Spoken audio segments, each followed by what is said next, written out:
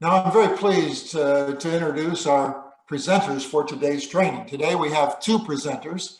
We have Dr. David Curtis, PhD and Fellow of EWRI, and Andrew Young, PE, CFM, and a distinguished member of WRE. For the past 40 years, Dr. David Curtis, Senior Vice President with West Consultants, has been on the leading edge of the hydrometeorological and flood risk management services. He's supported the design, development, and implementation of award-winning flood monitoring systems across the world. Dr. Curtis has contributed significantly to the economic analysis of flood warning systems, quantified the communication capacities of alert, all caps, ALERT, flood warning systems, and developed procedures for designing gauge networks. Andrew Young is a principal and chief hydrologist for Walter P. Moore and has more than 30 years experience as an engineer, planner, and hydrologist. He has worked numerous floods in the Houston area, coordinating post-flood data collection and calibration of hydrological and hydraulic models to historic events.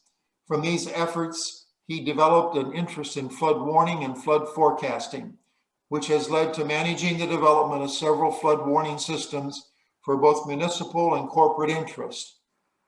And now I'll call on David and Andrew to give their presentation. All right, thank you, Robert. Andy and I really appreciate everybody joining us this afternoon and hanging out for the next hour as we talk about something that we're both pretty passionate about, flood warning systems and reducing your flood risk. Next slide. As most of you know, Texas is kind of a dangerous place when it comes to natural disasters. You've had more than your share to contend with, but it turns out flooding contributes more to fatalities related to natural disasters in Texas than any other type of natural disasters. Over the last 60 years, more than 90% of those fatalities have been associated with people actually walking into flooded areas or driving into flooded areas. But the really interesting part is that the incidence of flood fatalities, surprisingly enough, is actually decreasing. And a study done about 5 or 6 years ago identified the reasons why. A really key important part of that decline in overall flood fatalities, the rate of flood fatalities, is the improvement in hydrometeorological forecasting and educational systems and public awareness of potential flooding.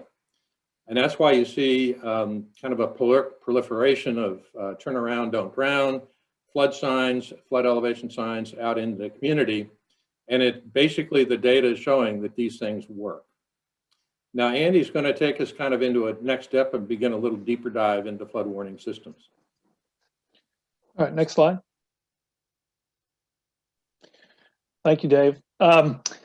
So let's just start with a basic question. Why flood warning systems? As you know, as Dave has mentioned, some of the things that we have to deal with is the potential risk to life and to property during a flood. And when we start thinking about the availability of large-scale projects being put into the ground to solve all of the flood problems, we all know that those are very costly efforts. And so if we start thinking in terms of working toward preparing for a flood while we're trying to protect from a flood, that takes us into the range of what can we do rather than just waiting around for a large scale project to drop into the ground, like we were saying. The costs associated with some sort of flood warning, some sort of preparation system is going to be a lot less expensive than those major flood damage reduction projects. So if you think about a flood damage reduction project costing hundreds of millions of dollars to put into the ground to protect the community, not every community is going to have access to that. Not every community is going to have the ability to partner with larger agencies to be able to do that. So what can they do in the meantime? Well, in the meantime, they may have several thousands of dollars that they could invest in a flood warning system so that we can actually start to prepare for these types of events while we're working toward those protection systems. One of the key things that we should look at when we're talking about flood warning systems that sort of plays into this whole idea of cost is Customizing systems. We can customize systems of flood warning that can be tailored or should be tailored to the community's needs at large. They can be simple or complex systems. I will tell you that we have done systems where it was as simple as a spreadsheet that somebody in a guard shack on a particular commercial campus could be looking at the weather reports. They could analyze they could go out to a certain USGS site, pull off a couple of numbers, drop them into the spreadsheet, and get a pretty good idea of whether or not they needed to close roads across the facility or start to evacuate a building.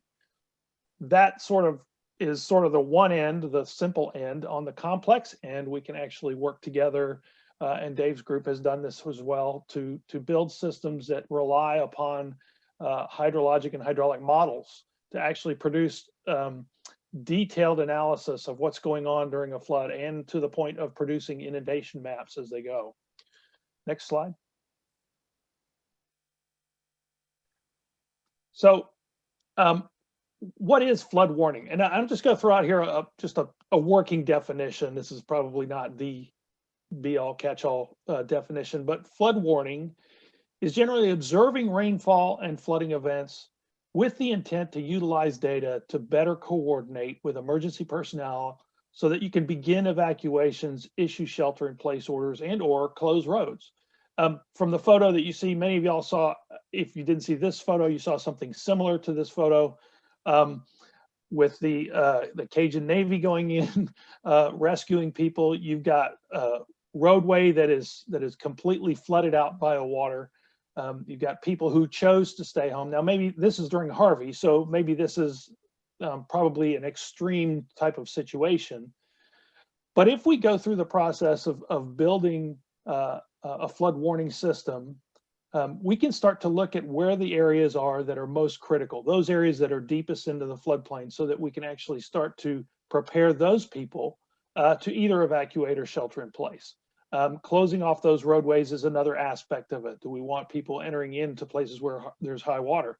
Dave's already mentioned turn around, don't drown is a big idea, but it's very simple to keep people from drowning, because 50% of all people who die in floods die in their motor vehicles, or at least getting to their motor vehicles. So flood warning systems will allow us to start to build on these ideas and to provide protection, preparation for people as the floods start to occur in real time. Next slide, please. So what is the general goal of these flood warning systems? Really what we're looking to do is to implement a system which can provide meaningful decision support. We like to look at integrating existing hardware and software. There may be alert systems like Dave has mentioned before, where you've got gauging systems. He's going to talk a little bit more about that. And we can integrate that with known software or specialized software, as the case may be. Working with agencies that already are doing some of this and utilizing their data and incorporating it as well. The basic idea is that we should enhance the decision making and add to lead time. That's the amount of time that I'm referring to that allows people to make that decision and move out as quickly as possible. Whatever system we build, it must meet the needs of both the primary users and the first responders, so that the people who are actually in the know are being able to disseminate the information and to act quickly. But one of the key things that we also want to look at is not to just say, all right, we're going to build a system and then we're done, but we actually would like to be forward-looking. Maybe it's a phased approach with scalable system architecture that we have. We want to keep in mind future enhancements of this system as we go, because it's going to grow as needs grow, as development expands, as people find themselves in the floodplain, or perhaps even due to climate change or finding themselves deeper in the floodplain. All of these things play into the idea of keeping a flood warning system up to speed, so that we can make sure that everything that has been implemented is providing good decision support. So next slide, and I'll turn it back over to Dave. All right, thank you. When we talk about flood warning systems, we're actually talking about an overall spectrum that includes flood warning preparedness. And that includes a lot of different activities. The flood warning part of it is just a small component. but they all need to work together to function as a successful system. We start at the top of the chart with a plan. If you don't have a plan, it's really a plan to fail. So we need to understand where our trigger points are, what happens, what's going to trigger certain events in the first responders, what stage of flooding are we in, what parts of town or what kinds of facilities are impacted. The next, going to the right, is the flood threat detection component. We need to figure out where we are in the evolving process of a flood event. And then there's a forecast element. Okay, so we know some information about rainfall or maybe even stream gauges. What's going to happen next? How do we forecast into the future? Once we have that forecast, we have to get it out to the people in time to actually respond. Once the hydrograph peaks, the flood hydrograph peaks, you're basically in the recovery process as the flood hydrograph recedes. After the event, we kind of review what happens, reassess what's going on, and update our plan as necessary. So it's a circular, continuous process that has to take place and be maintained over time so that you're ready when the flood finally comes to town. Next slide, please. Now, the next slide kind of condenses all those components and relates them to an actual flood hydrograph. So you've got planning, flood threat recognition, a response, a recovery after the flood peaks and starts to recede, and then you're back into planning mode again. Next slide. What we're really trying to do with a flood warning system is to move a couple of those lines. We want to make the flood threat recognition line as early in the game as possible. And we also want to move the flood response, the initiation of flood response, as early in the game as possible. And what's really kind of startling when you look at the flood hydrograph is to look how early compared to the flood hydrograph you have to be in order to make a significant impact on reducing flood risk. In fact, I often like to say that if you're in the business of flood forecasting, you're in the business of making life and death decisions before you know all the facts. And you'll never know all the facts till the flood hydrograph is over with, but then it's too late. So we're making a lot of decisions very early in the game. Next slide, please. So the flood threat recognition system, part of it, boils down to A, detection, and B, provide information to facilitate some sort of decision. This particular slide shows just a good example of some visual aids that can help. Obviously, we have some high water, but if you have that high water, it's not always apparent how deep it is. Now, if I have a flood gauge that's a nice bright orange off to the side, then I can see it at daytime or nighttime, and I see 12 feet deep, it might give me pause of whether or not I want to drive my big truck in there and try to make it through. Even with my SUV, I don't think I can make through a puddle in the road that's 12 feet deep. Next slide. So the detection component is really important, and it really starts with a lot of observations out in the field. Next slide. The very first thing that we tend to do is just to increase our level of situational awareness. Being aware of the developing flood threat hours or even days before an actual event occurs. That gives people time to make the necessary preparations, all the way from dealing with sandbags or getting foodstuffs ready, packing up, getting ready to evacuate if necessary. If you're a first responder, getting all your equipment and facilities and materials in place to respond at a moment's notice. Next slide. As you get a little bit further into it, radar is obviously a valuable tool. We're all familiar with that. We see it several times a day on television. It's become a normal part of our lives. And we've all figured out that when that big red blob is heading toward our neighborhood, it's probably going to rain like crazy in a few minutes.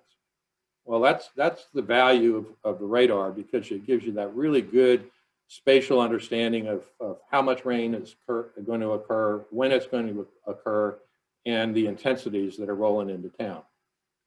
Next slide. To get a little bit more specific, we like to make real observations of the rainfall itself. And there are a number of ways to do that. You can see some manual gauges off to the left. kind of a standard gauge in the upper left-hand corner. You put a ruler down in there and measure how deep the water is. Kind of a see-through plastic gauge on a post in the lower right. And then we have a fun little gauge on the right, again, with a graduated tube collecting rainfall. And some more advanced weather hobbyists or weather enthusiasts might even have an automated station at home. Most of the gauges in Texas, especially those in the alert program, look something like the one in the center, where you have a 12-inch diameter aluminum tube. It's about 12 or 10 feet high, 3 feet below ground, in a concrete encasement, and a radio transmitter to send out a signal. Next slide. The gauge functions itself as a tipping bucket. And a tipping bucket is two triangular buckets that are kind of welded back to back. One is oriented under the catch funnel. The first bucket fills up, gets heavy, and tips. Second bucket comes up and starts collecting the next batch of rain. We know the volume in each tip. When it tips, it turns on a little switch, sends out a radio signal, and we know exactly how much rain fell and how fast it's occurring. Next slide, please.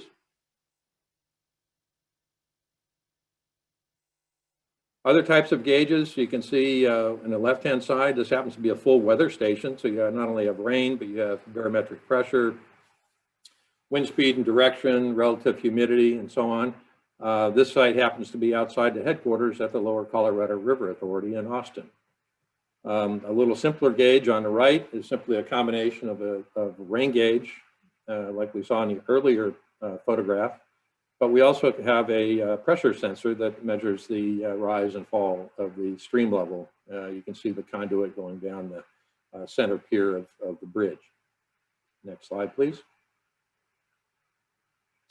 So we have all these observations being collected out in the field. They're being transmitted by some method, often by radio, a VHF or UHF radio. But in today's systems, we can mix and match systems depending on what the needs are. USGS has satellite transmission. We have web-enabled devices now that can be Wi-Fi or Bluetooth enabled and transmit, cell phones or any other kind of transmission to get the data from the field, maybe through a repeater system and into a river operations center, emergency operations center, or some other data collection location. Next slide, please. So now you have some poor folks at the central station that are being inundated with data, literally. Bad pun. How do you sort all that out? Well, all that data really doesn't matter too much or not even valuable unless you can actually manipulate it to actually inform a good decision that will lead to reduced fatalities and reduced economic damages. Next slide, please. Simple way to do that is like down in Comal County and several other places around the state where you have high water alerts. Up around a bend, there's a sensor in a stream. When the water gets high enough to threaten the road itself, sends a signal to this station that you see on the right, and a light comes on and indicating that the road's closed. And so that gives drivers a little advance warning, and it's particularly valuable at night when you can't see what's around the corner up ahead. Next slide.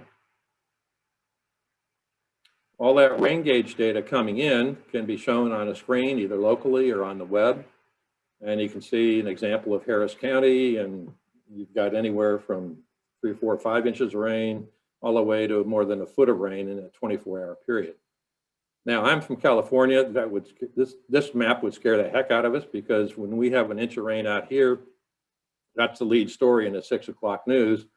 But an inch of rain in Houston is kind of like a heavy dew, and it doesn't really matter too much. But what do you do with all that data?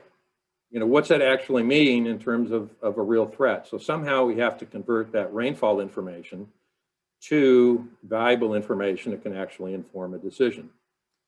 Another important thing is that like large areas like Houston, where you have a dynamic population, people coming and going all the time, they may not all be familiar what 12 inches of rain in 24 hours means in Houston. So you need to actually be aware of the kind of population that you have and their level of education about the local conditions in order to kind of develop the right information so they can make decisions. Next slide.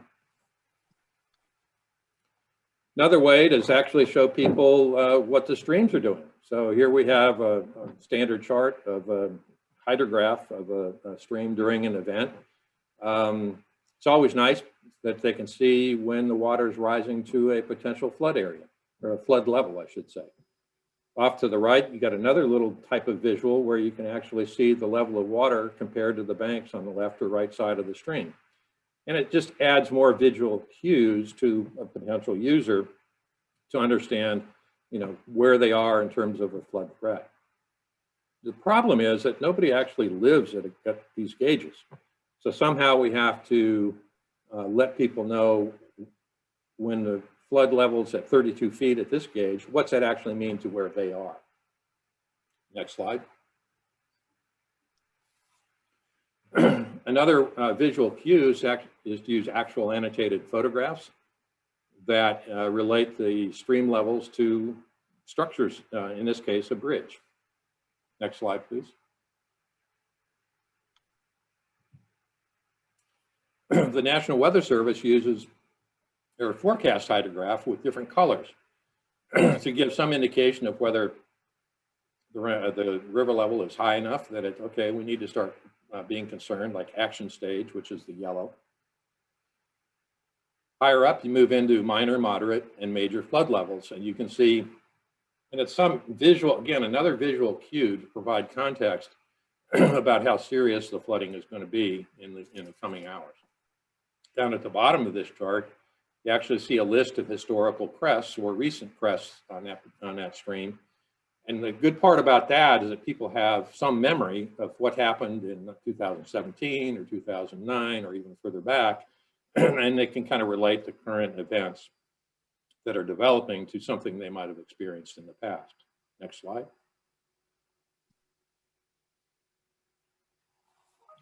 Another way to do it is actually relate with some text and say, let me do the next slide and see a box coming up around 166.5 there in the bottom of the screen.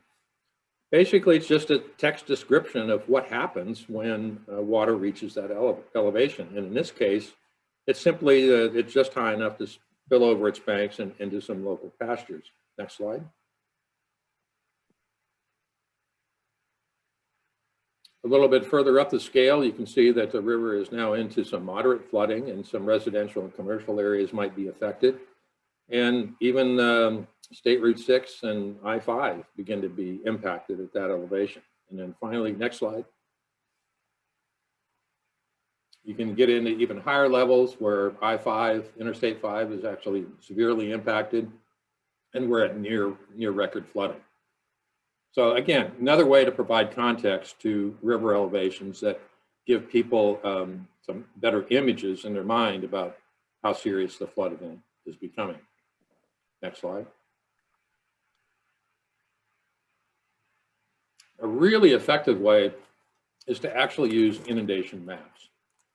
And with the maps where you can zoom and pan and move all around an image like most of us are familiar doing, you can actually zoom down to the structure level and see how much of the area or how much of your neighborhood is going to be flooded at a given flood elevation.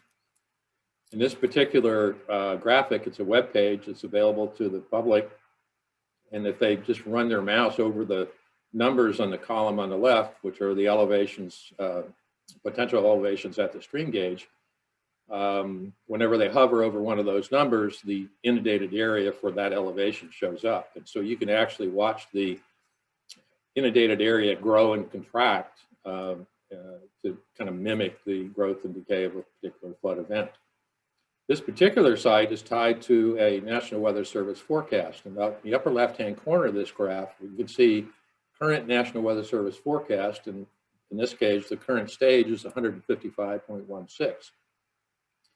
The little angle brackets on either side allow you to actually scroll through the entire National Weather Service forecasted hydrograph. And if you happen to be above flood stage, again, you could actually see the time that certain stages are going to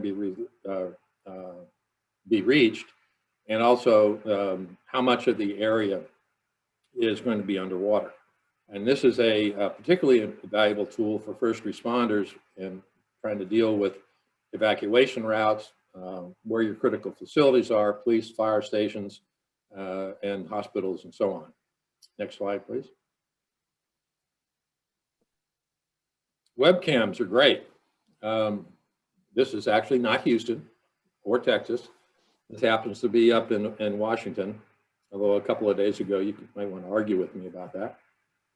But anyway, it gives a really good visualization of current conditions relative to features in the landscape that people understand on the right, particularly with a bridge over the Chehalis River in Centralia, Washington. Next slide, please.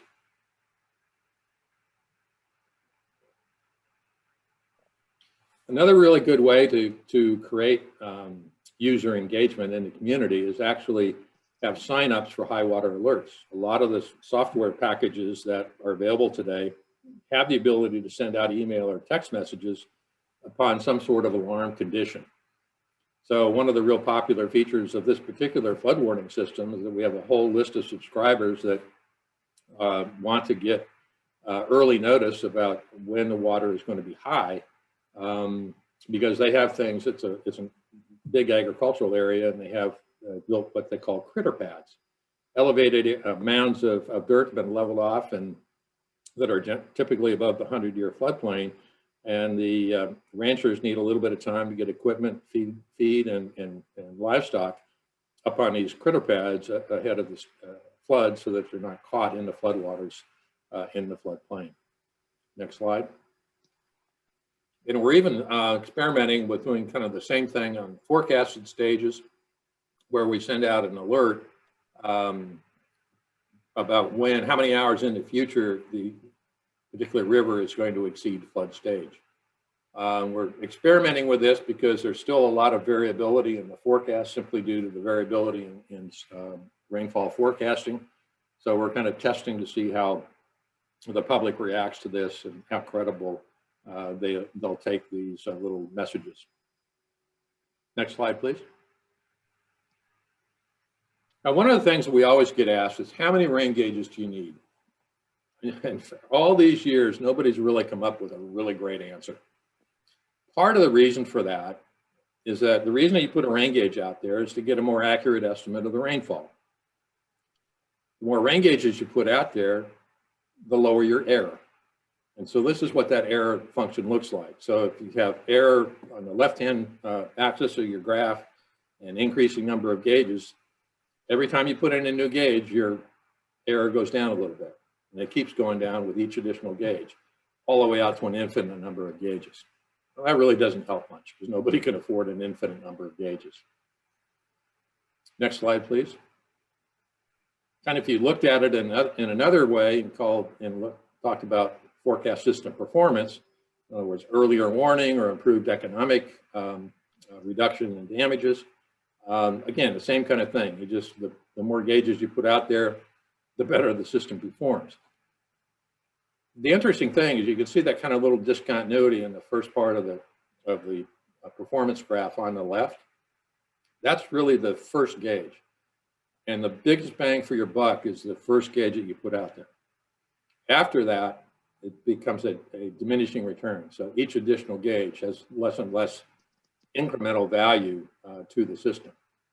So one way to actually approach it, if you did a little detailed economic analysis of the benefit, you know the incremental net benefit that occurs with that additional gauge, you know the cost, and when the incremental net benefit goes below the cost of the additional gauge, stop getting gauges.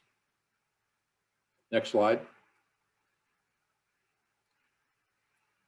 Another way to do it is to kind of look at the geometry of the storm cells themselves. And now this set of curves has been developed by looking at hundreds of thousands of individual 15-minute storm cells. Excuse me. It turns out they have kind of a characteristic shape. And you can see that little witch's hat insert there. And that's kind of an idealized storm cell at a 15-minute level. One of the questions that you might ask is, how big is that central core? Well, this set of curves kind of helps define that. The curves are basically a normalized cell intensity from 0 to 100%, and normalized size 0 to 100% on the bottom. So if you squint really hard and find the 50% peak intensity on the y-axis and go over and intersect with that family of curves, and you go down, you just get to 95% on the bottom. That means 95% of the cell area is outside the highest 50% of your storm intensity in that cell. That was a revelation when I first began to see that, because that means that the highest 50% of your intensity occurs in just 5% of the footprint of a storm cell. But that little dimension gives you some physical handle on trying and being able to kind of establish the probability of actually detecting a storm core of that size with a certain density of the rain gauge network. So that's another way. You have to do a little bit of math, but you can actually come up with a sensible way to establish your network size based on the probability of detecting a cell of a certain size. Next slide, please. So after all that, one of the problems that I've commonly found when I'm trying to figure out the optimum number of gauges, it turns out that the optimum number of gauges, by just about any measure you have, almost always exceeds the capital and the O&M costs. So what do you do? Next slide. So my solution is make it simple. Buy as many gauges as you can afford to maintain well. And the last part of that is really key. Because one of the things that I've seen in a lot of areas that came into a lot of grant money, for example, like the current situation in Texas, everybody gets really eager and let's go out and put a bunch of gauges in, and they forget that they actually cost money to maintain them. And most grant programs only provide capital monies, they don't provide the O&M. So you can't forget about the O&M part. So it's much better to scale back the number of gauges that you're dealing with, and they always make sure that you can afford to maintain them in the best possible way that you can. Next slide, please. And now we'll turn it back over to Andy to talk about some of the more details of flood warning systems. Thanks, Dave.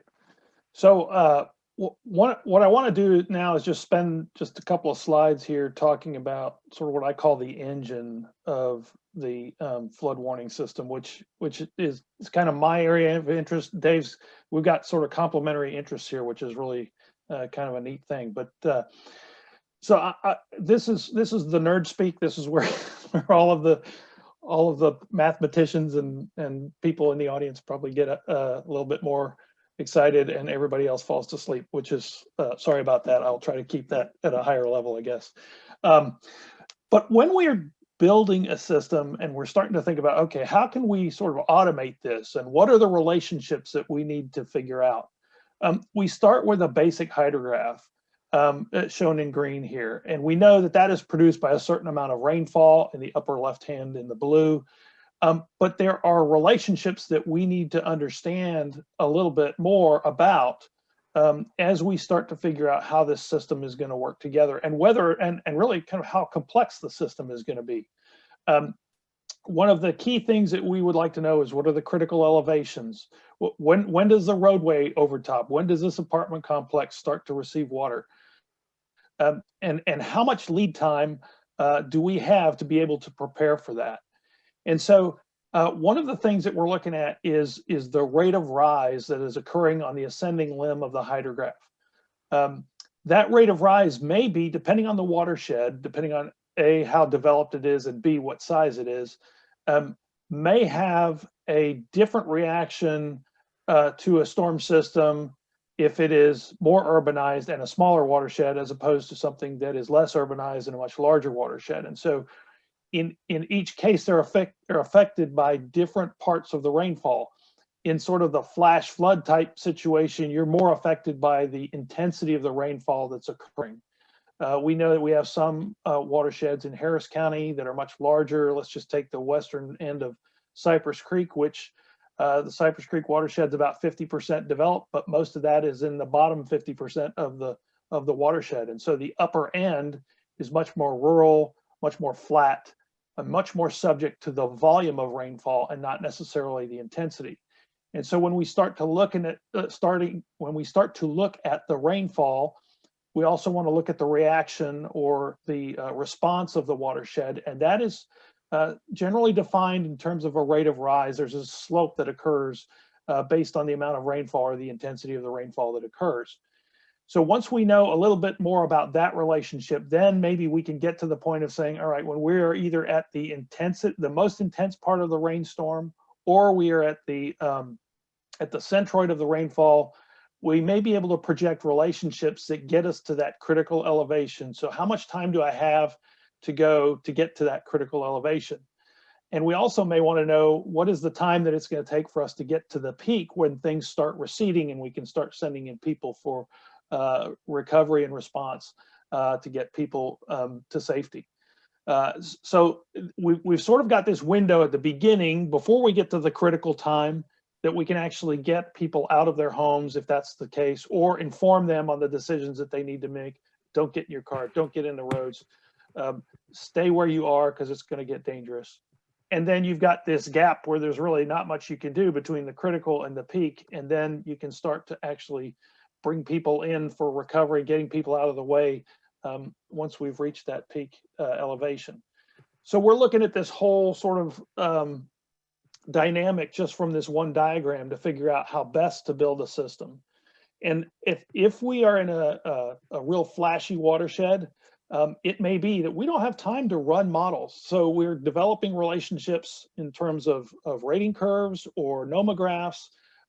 We are putting them into a system that maybe has a user interface that the first responders and the emergency officials can use to be able to figure out, okay, we need to close the gate on this road. We need to close it now.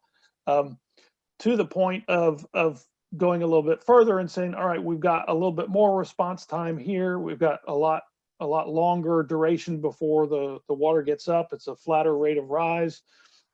We've just experienced a certain amount of rainfall. Well, we've got 12 hours or so before we peak, but we may only have about 6 hours before we start to reach that critical elevation. Let's start to mobilize now. And so all of that is sort of figuring into how we're doing this. And with that longer projection, we can actually build models that project what's happening. And so that we can look at, okay, this much rain has fallen now. What do we think it's going to look like in 6 hours? All right, we need to start moving now to get people out of the way. Next slide.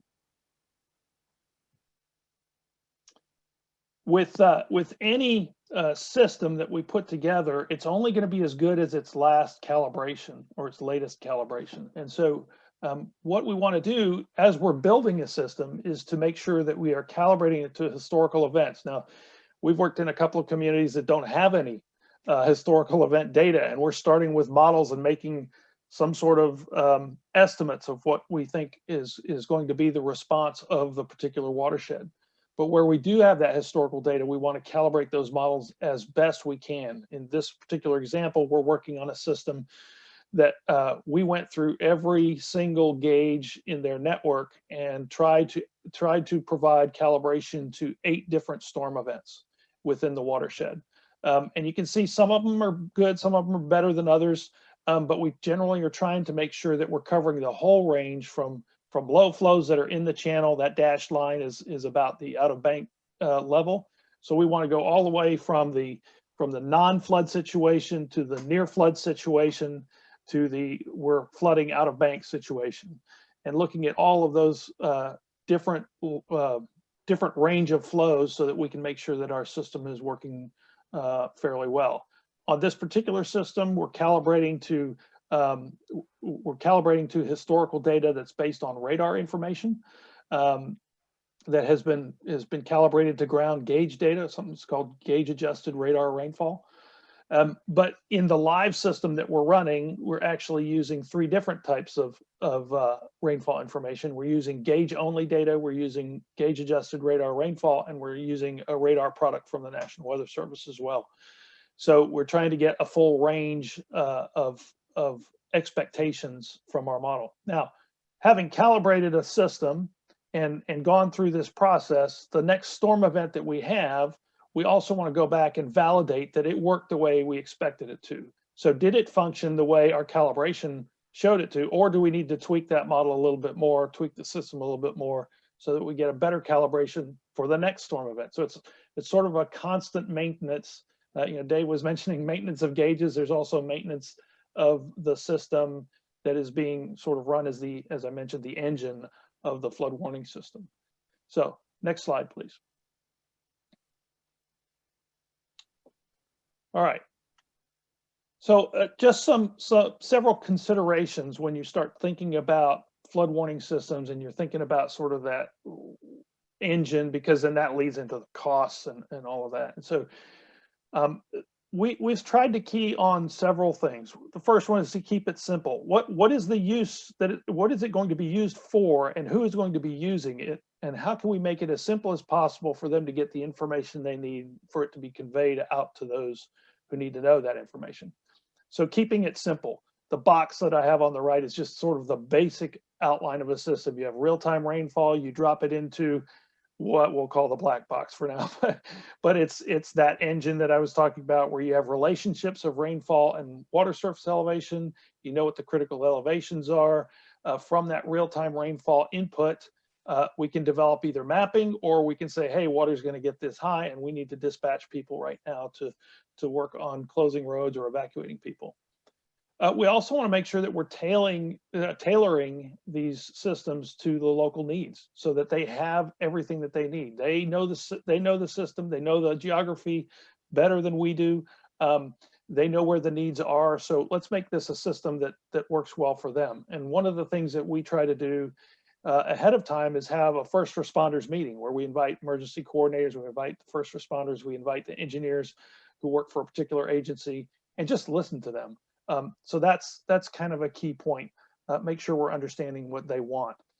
The third thing is pilot studies. Pilot studies are invaluable. You might sound like, well, you've done this before. Why not just go ahead and build a whole system?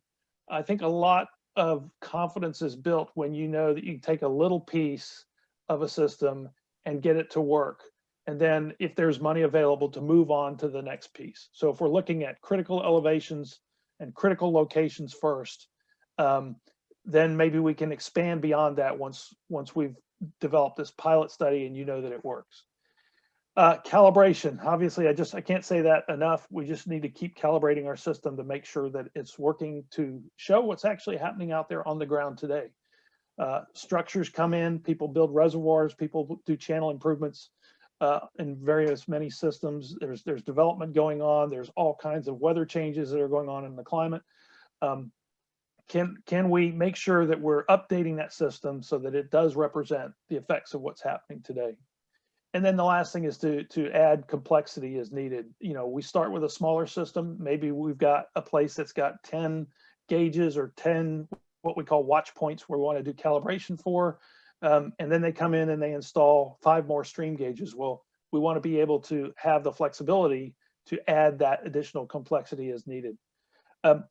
So realize that the flood warning systems are only tools. This first and foremost is probably the biggest thing that we need to remember. They're only tools. They can't replace human interaction and judgment. They are there to support those who need the information. Secondly, we like to build an effective system that meets the needs of both primary users and first responders. And then also, as I mentioned earlier, can't say enough about this, just make sure that we're listening to what the community's needs are when we're building a system. We want to understand their current operations and protocols in a flood emergency. We want to identify the areas where there are needs. We also want to identify the data needs of the end users. And we also want to manage expectations. There is probably this thought out there is, oh, I can build a flood warning system and then everything will be all set for me. Well, maybe. Don't expect it to work flawlessly first time out of the box, but we can get there. So let's start with a system. If there's a need out there, let's start with a system. We'll build it. We'll test it. And as we do those tests and as we have emergencies that occur, we'll make a better system. And so it's always, as Dave mentioned, maintenance. And then, as I said, calibration and getting the data to where it needs to go. So that's basically sort of idea of what goes on in the engine of the system. And let's go to the next slide, and I'll turn it back over to Dave. All right, thank you. Andy brought up that, again, the important point of long-term maintenance, because that goes directly to the idea of sustainability. The interesting thing about flood warning systems is your major floods don't happen all that often by definition. You know, the 50-year flood, the 100-year flood, you know, on average, they only occur approximately once every 50 years or 100 years, although some of you in Texas seem to be experiencing a 100-year flood every other week, it seems. But you may go through decades and not have that big flood. So how do you sustain these systems during those long periods of relative drought, if you will, and still maintain an effective system the next time a major flood comes along? One of the big things that I like to do in designing a system is to make it as multi-purpose as possible. Sure, flood warning is at the top of the list, but other uses could include water supply forecasting, recreation, people that like to raft or be out on the rivers like to have the river and stream gauge information. Ag has uses for different types of sensors, transportation, hydropower, education, and so on. We've done surveys and gone into communities where they have flood warning systems, and we've actually been shocked by the breadth of ways that people are actually using and have come to depend on the system. So the broader the audience that you can serve with your system, beyond just flood warning, the stronger the public support's going to be, and the stronger support you're going to have with your public agencies that are actually running these systems and funding them.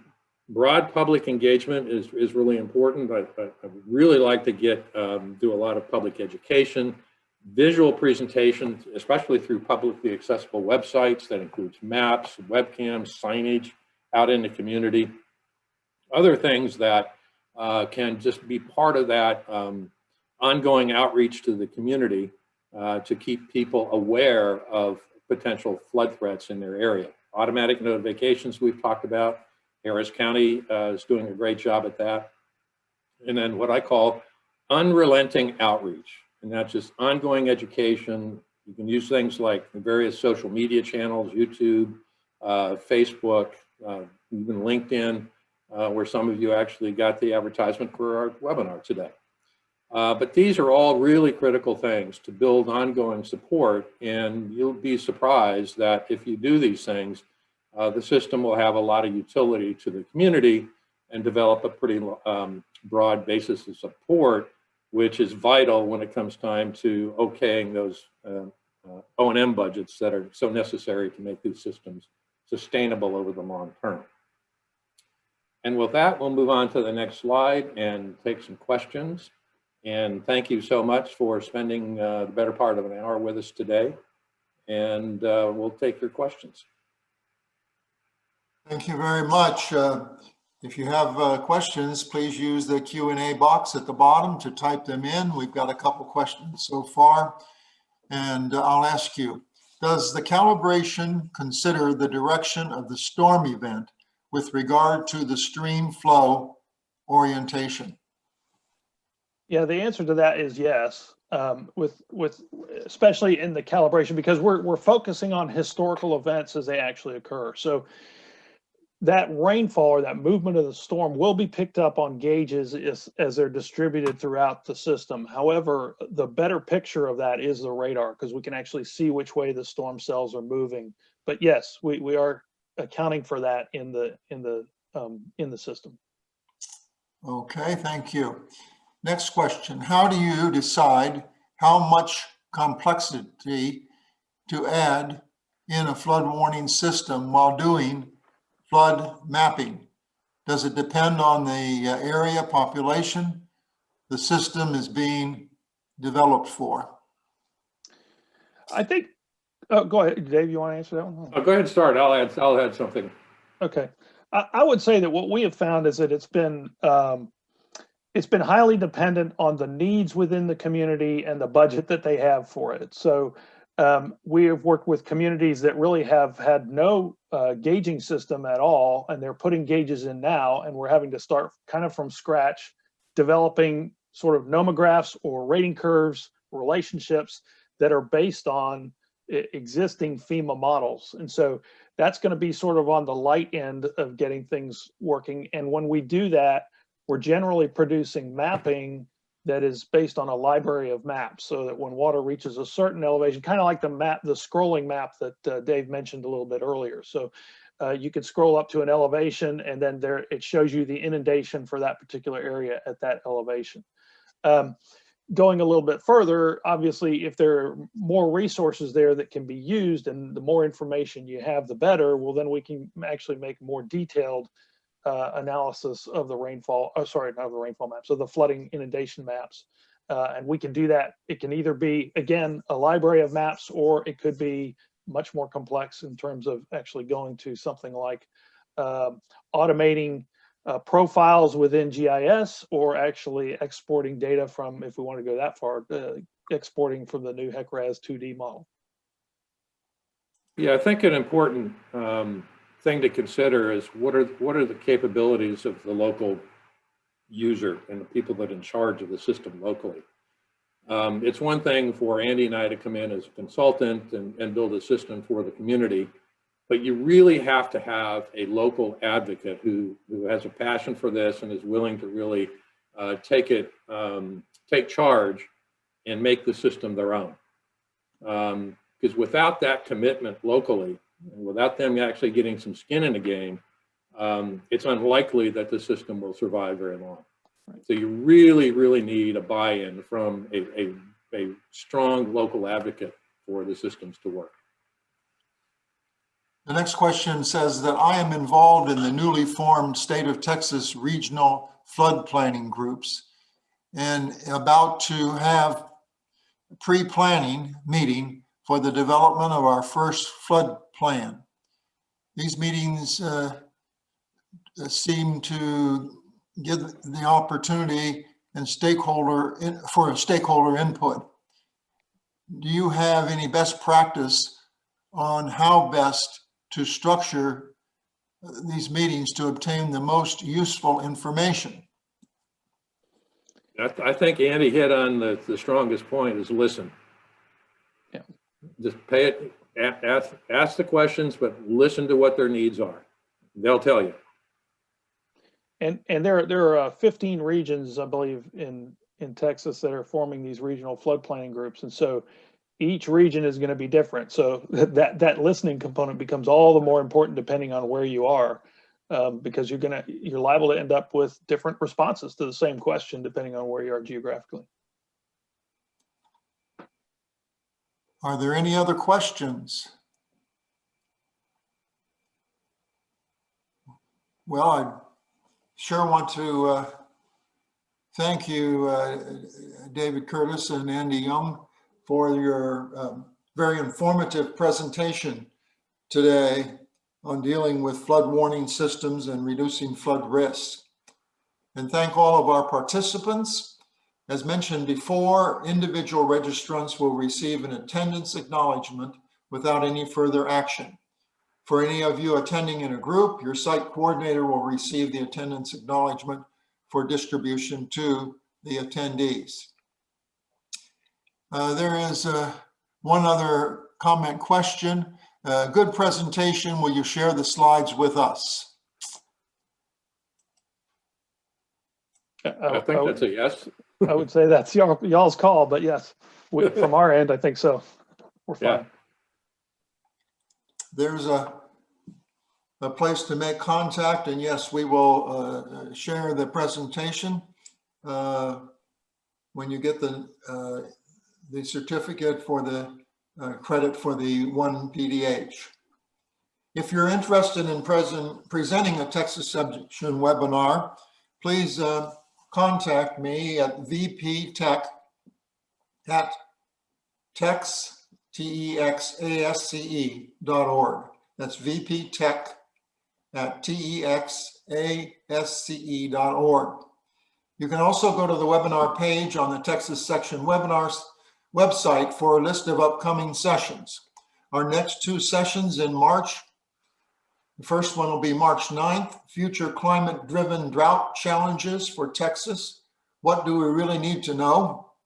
And the second one on March 23rd will be the programs on the Texas Disaster Recovery, Mitigation and Planning Programs. We invite you to look at those announcements and join if it's something you're interested in. We're always available for your questions. And let me see, I see a couple more, one saying thanks, and one saying, I think a presentation on funding opportunities for this would be great.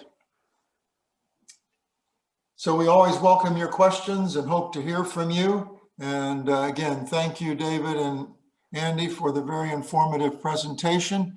A number of people coming with great presentation and other complimentary comments to you guys for your very informative presentation. So I'll turn the session back over to Mike, and thank you again. All righty. Thanks everybody one last time for joining us. Thanks again to our speakers. Looks like we're a couple minutes before 1 o'clock, so you got a couple minutes back in your day. Have a great lunch and a great afternoon. Thank you, Mike. Thank you, Bob. Thank you. Thanks, Dave.